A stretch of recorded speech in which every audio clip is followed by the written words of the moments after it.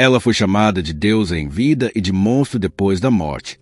Uma rainha que transformou o próprio sangue em moeda de poder, que se casou com seus 2 irmãos e que, segundo os registros mais sombrios da história, não hesitou quando eles se tornaram descartáveis. Esta não é a história romantizada da mulher sedutora que encantou Roma.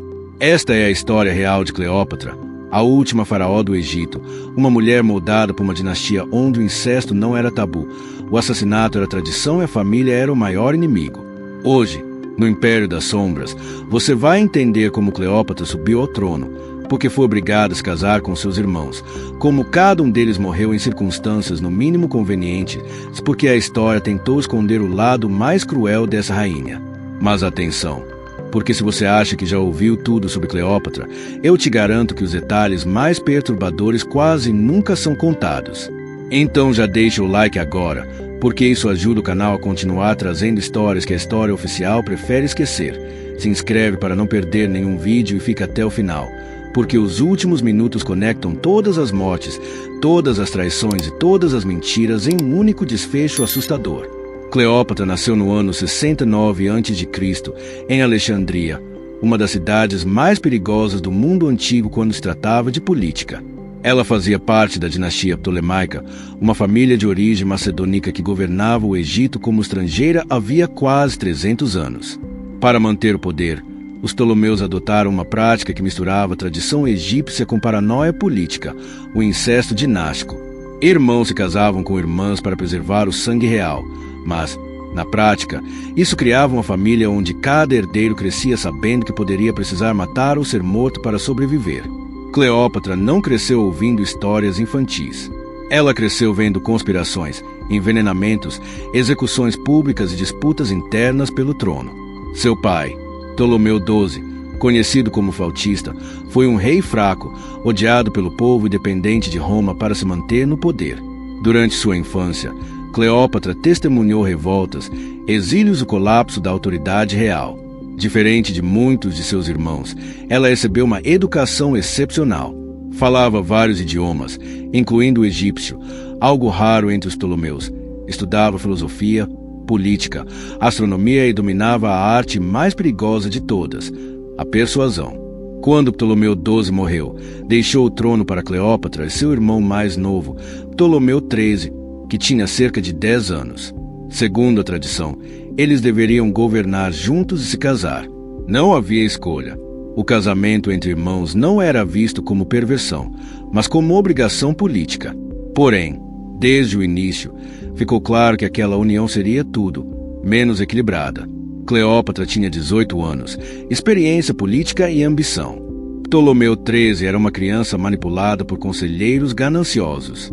Em poucos meses, Cleópatra começou a agir sozinha, assinando decretos sem o nome do irmão, aparecendo sozinha em moedas oficiais e ignorando completamente os regentes que controlavam o jovem rei. Isso foi interpretado como uma ameaça direta. Em resposta, seus inimigos dentro do palácio agiram rápido.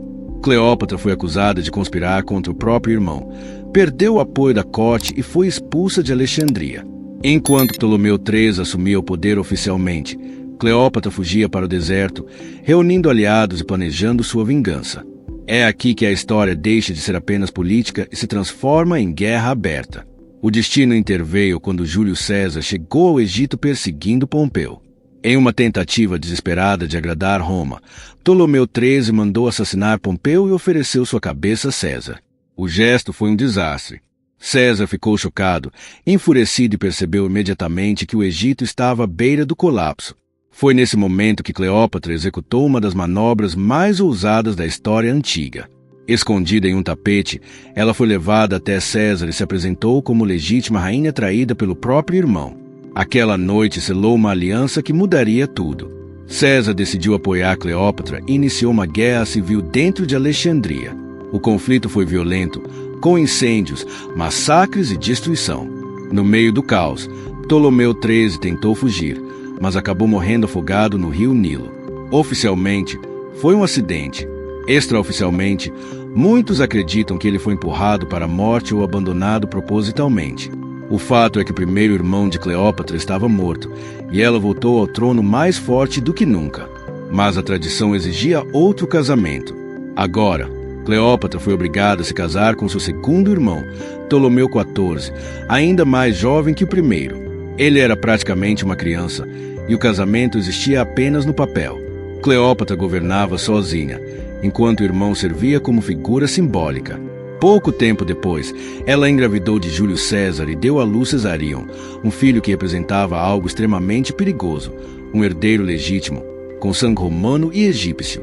A partir desse momento, Ptolomeu XIV se tornou um problema. Se Cleópatra quisesse garantir o futuro de seu filho, o irmão precisava desaparecer. E ele desapareceu. Ptolomeu XIV morreu de forma súbita, sem sinais claros de doença, sem investigação e sem comoção pública. A maioria dos historiadores concorda que ele foi envenenado. Não existe prova direta, mas existe um padrão.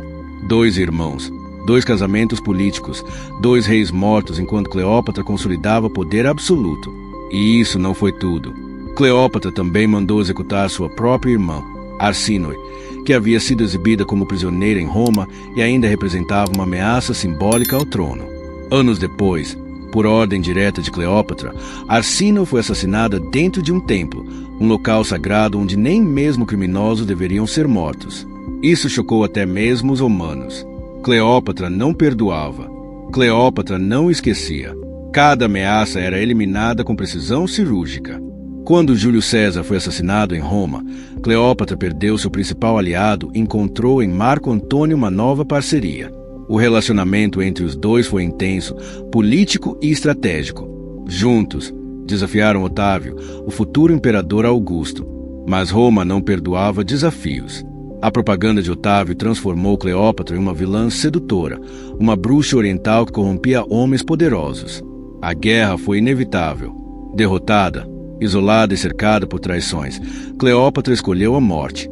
A versão oficial diz que ela se matou com a picada de uma serpente, mas muitos acreditam que foi veneno ou até mesmo assassinato encoberto. O que sabemos é que Cleópatra morreu como viveu, cercada de mistério, controle e silêncio. Ela não foi apenas uma mulher sedutora. Ela foi uma governante moldada por um mundo onde o poder exigia sangue. Ela se casou com seus irmãos porque a tradição exigia, e eles morreram porque o trono não permitia concorrência. E é justamente aqui que a história de Cleópatra se torna ainda mais perturbadora, porque quando analisamos tudo o que aconteceu até esse ponto, percebemos que nada foi acidental, nada foi impulsivo e nada foi feito sem cálculo. Cada casamento, cada aliança, cada morte e cada silêncio tinha um propósito muito claro: manter o poder concentrado em suas mãos. A imagem que chegou até nós foi moldada pelos vencedores, especialmente por Otávio, que precisava justificar a destruição do Egito e a anexação definitiva do reino mais rico do mundo antigo. Para isso, Cleópatra foi transformada em um símbolo de decadência moral, uma mulher promíscua, manipuladora e perigosa, enquanto os assassinatos políticos, o incesto dinástico e as conspirações internas eram convenientemente omitidos ou distorcidos. O que raramente se conta é que Cleópatra governou em um sistema onde a expectativa não era governar bem, mas sobreviver tempo suficiente para não ser eliminada. Seus irmãos não eram apenas familiares, eram rivais legitimados por tradição. Ptolomeu XIII tinha apoio militar e institucional, enquanto viveu representou uma ameaça real. Ptolomeu XIV, embora jovem, era uma peça que poderia ser usada contra ela a qualquer momento por Roma ou por facções internas. Arsínoe, sua irmã, mesmo derrotada, continuava sendo um símbolo perigoso.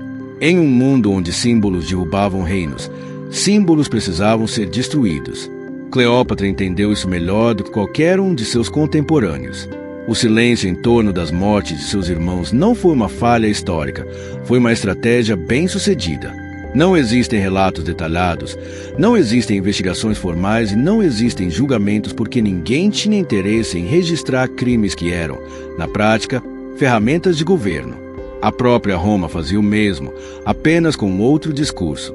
A diferença é que Cleópatra era mulher, estrangeira e poderosa, 3 fatores suficientes para que sua história fosse reescrita como escândalo em vez de estratégia. Quando Marco Antônio caiu em desgraça e Otávio se aproximava do Egito, Cleópatra já sabia que não havia saída política.